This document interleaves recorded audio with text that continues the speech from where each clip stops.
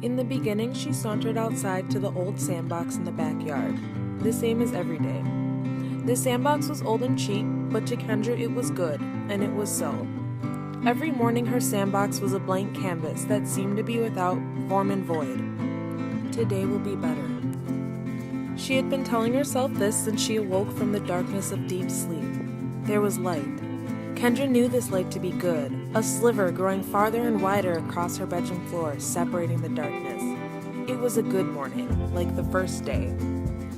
When Kendra walked outside, she always looked overhead.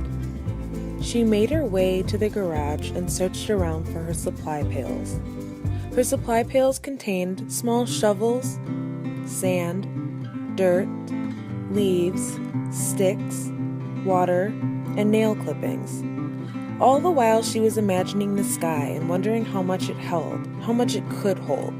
As she emerged from the garage, she decided the sky was like an endless kind of vault.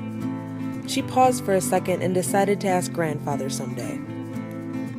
It always took Kendra 4 or 5 trips to gather all the things she needed, and her cooler, of course, which contained mostly beer. After deciding that she was still going to want a box fan, a chair, and an umbrella, Kendra was ready. Reaching to open her cooler, she paused and decided she should get started in her sandbox before having a beer. Work before play, same as every day. She knew it was a silly rhyme her father was always telling her as a child, but it seemed to work well enough. Yesterday I added the water first, and that made making solid land more difficult. Talking to herself, she went about scooping her hands into pails. First her left hand into the sand, then her right hand into the pail of dirt. Sand first. She knew it was tedious and silly to work with her hands when she had tools, but she liked how connected she felt with the things she worked with. Kendra dumped the contents of her hands into the sandbox and smoothed the sand from a pile into a thick, even layer.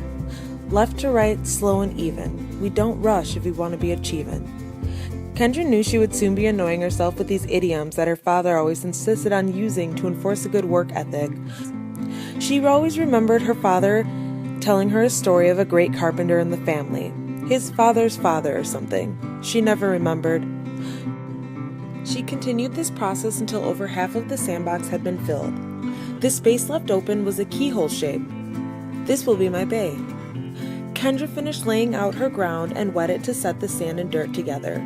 Again she reached for the cooler, but remembered from yesterday that if she didn't put the sticks in, the ground would reject them after it had hardened. Letting out a sigh that sounded much more burdensome than it actually was, she turned back to her pails and picked out twigs and organized them by similar texture and size. She arranged them mostly around the periphery of the land, with a few groups more inward as well. While doing this, Kendra decided she might as well do the greens too. She proceeded to crush leaves and dried grass together and sprinkle over the entire scene, trees and all. Content with the progress she'd been making, Kendra finally retrieved that beer. As she sat down, the nylon-netted seat of her lawn chair gave a stretching whine. Kendra felt the same way and knew that she had done good work this morning. As she took in the sight of the sandbox and saw that it was good, that it was something that she had wanted to design, and it was so, Kendra knew she had to begin planning for what lay ahead. But she still had a beer to finish. Before anything else, she would rest and let her mind stray a little, thinking about the stories she loved to hear about her great-grandfather. I wonder what I could make if I'd taken 7 days instead of 7 hours.